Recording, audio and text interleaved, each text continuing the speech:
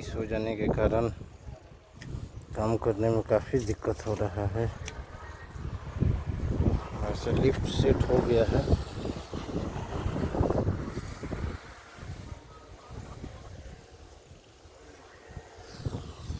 Main highway पर काम चल रहा है।